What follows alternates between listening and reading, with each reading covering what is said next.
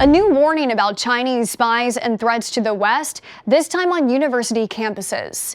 Academics and researchers in the United Kingdom say that a Chinese scholarship program is being leveraged by the CCP to steal technology, gather intelligence, and monitor and intimidate critics of the communist regime.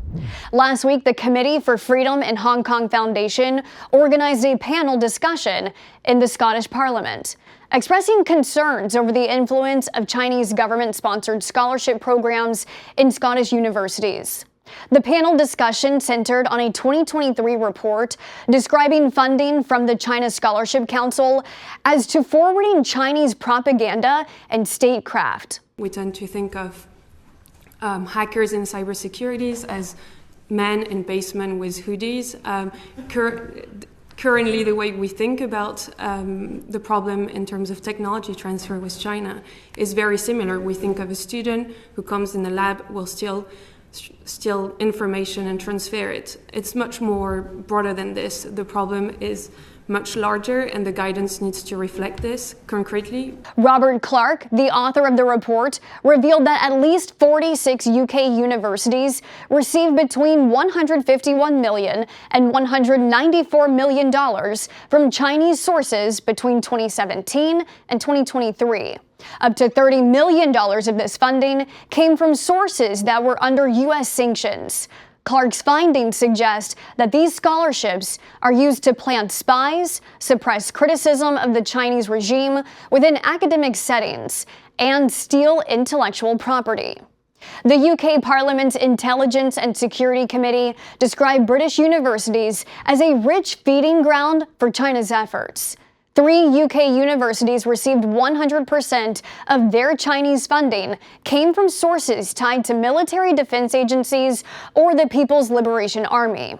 The issue of foreign interference in Scottish academia has prompted calls for a thorough investigation into university funding. At Edinburgh University, they partnered with a Chinese missile manufacturer, the Chinese Academy of Launch Vehicle Technology, whose drones have been used in Xinjiang.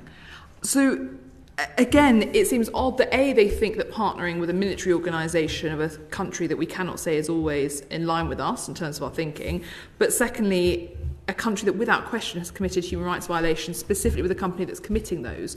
Alyssa Fong of the Committee for Freedom in Hong Kong Foundation and a former neuroscience student and staff member at Edinburgh University shared her own experiences, telling of surveillance and pressure from CCP associates during her time in Scotland.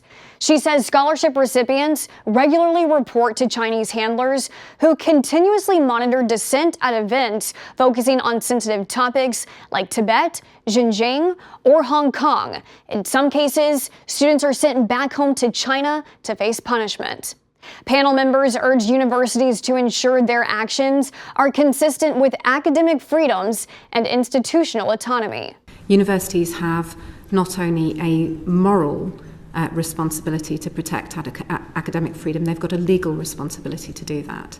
And referring back to the guidance which we produced, academic freedom, ethical considerations around freedom of speech are woven through that guidance, and they're woven through every case study that we have gathered on the way that is being enacted within institutions.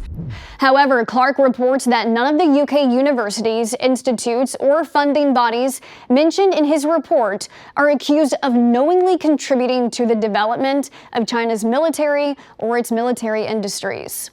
To read the report and find a more in-depth analysis of China's influence in academia, download the Straight Arrow News app or visit us at san.com.